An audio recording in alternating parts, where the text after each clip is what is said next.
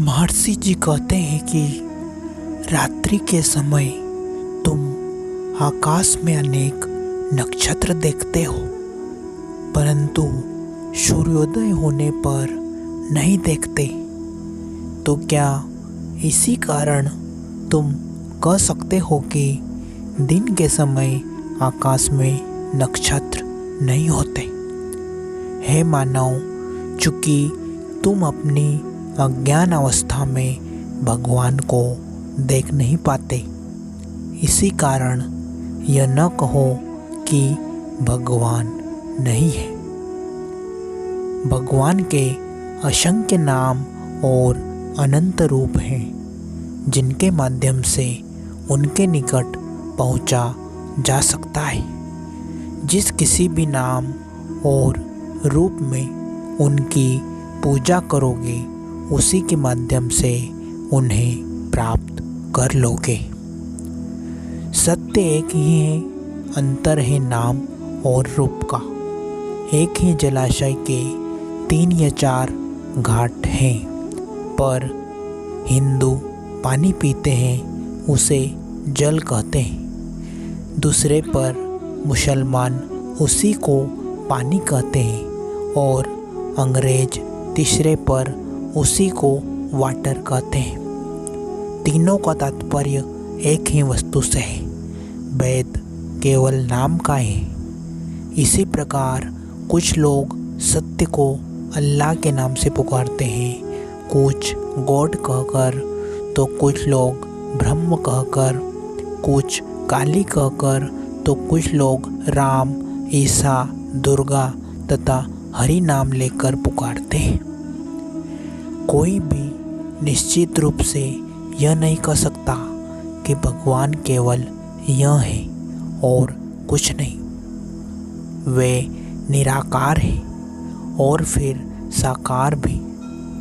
भक्तों के लिए वे रूप धारण करते हैं, किंतु ज्ञानी की दृष्टि में वे अरूप ही हैं। जानते हो यह किस प्रकार है? सच्चिदानंद परम ब्रह्म एक अनंत समुद्र के समान है। तेज ठंडक के कारण समुद्र में यत्न तत्न बर्फ की चट्टानें तैयार हो जाती है। इसी प्रकार मानो अपने उपासकों की भक्ति की शीतलता के प्रभाव से अनंत अपने को शांत में रूपांतरित करता है और उपासकों के सम्मुख साकार भगवान के रूप में प्रकट होता है।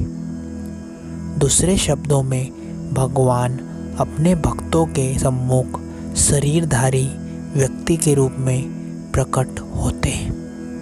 पुनः जिस प्रकार सूर्योदय होने पर समुद्र के ऊपर की बर्फ पिघल जाती है, उसी प्रकार ज्ञान का उदय होने पर देहधारी भगवान फिर से अनंत एवं निराकार ब्रह्म में लय हो जाते हैं।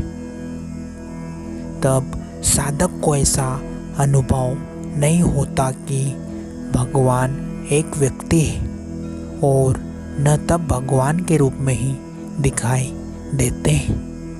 परंतु यह ध्यान रखोगे, साकार एवं निराकार दोनों एक ही सत्य के 2 पक्ष हैं। महर्षि जी कहते हैं कि एक बार एक मनुष्य जंगल में गया। वहाँ उसने एक वृक्ष पर एक सुंदर प्राणी देखा। बाद में उसने उसके विषय में एक मित्र से बताया और कहा, भाई, जंगल में एक वृक्ष पर मैंने एक लाल रंग का प्राणी देखा। मित्र बोला, मैंने भी उसे देखा है। तुम उसे लाल क्यों कहते हो? वह तो हरा है। एक तीसरे व्यक्ति ने कहा, अरे नहीं, तुम उसे हरा क्यों कहते हो? वह तो पीला है। इसके बाद अन्य लोग उस जंतु को बैंगनी, नीला या काला कहकर वर्णन करने लगे। अब इस रंग की बात को लेकर उनमें झगड़ा होने लगा। अंत में वे उस वृक्ष के पास पहुँचे और उन्होंने एक व्यक्ति को उसके नीचे बैठा देखा। उनके प्रश्नों के उत्तर में उसने कहा, मैं इसी वृक्ष के नीचे रहता हूँ और उस जंतु को खूब अच्छी तरह से जानता हूँ। तुम लोग उसके विषय में जो कुछ कह रहे हो वह सब सत्य है। कभी वह लाल होता है, कभी हरा, कभी पीला तो कभी नीला और कभी अन्य रंगों का वह गिरगिट है। कभी कभी मैं देखता हूँ कि उसका कोई भी रंग नहीं है। इसी प्रकार जो निरंतर भगवान का चिंतन करता है वह उनके रूपों तथा अवस्थाओं को जान सकता है। भगवान के अपने गुण हैं, साथ ही वे निर्गुण भी हैं। केवल वही व्यक्ति जो वृक्ष के नीचे रहता है जानता है कि गिरगिट विभिन्न रंगों में दिखाई दे सकता है और कभी कभी एकदम रंगहीन हो जाता है। दूसरे लोग जो पूरे सत्य को नहीं जानते परस्पर झगड़ा करते रहते हैं और कष्ट पाते रहते हैं। भगवान निराकार है और साकार भी, फिर वे इन दोनों अवस्थाओं के परे जो है वह भी है। केवल वे ही स्वयं जानते हैं कि वे क्या क्या हैं। जो लोग उनसे प्रेम करते हैं उनके लिए वे नाना प्रकार से नाना रूपों में स्वयं को व्यक्त करते हैं, किंतु निश्चय ही वे साकार अथवा निराकार की सीमा से आबद्ध नहीं है। महर्षि जी कहते हैं भगवान साकार है, साथ ही निराकार भी। एक बार एक सन्यासी जगन्नाथ मंदिर में आया। जगन्नाथ जी की मूर्ति को देखते हुए वह मन ही मन तर्क करने लगा कि भगवान साकार है अथवा निराकार। उसने अपनी लाठी को बाएं से दाएं घुमाया, यह देखने के लिए कि वह मूर्ति को स्पर्श करती है अथवा नहीं। लाठी ने कुछ भी स्पर्श नहीं किया। उसने समझ लिया कि उसके सामने कोई मूर्ति नहीं है और वह इस सिद्धांत पर आया कि भगवान निराकार है। दूसरी बार लाठी को दाएं से बाएं घुमाया।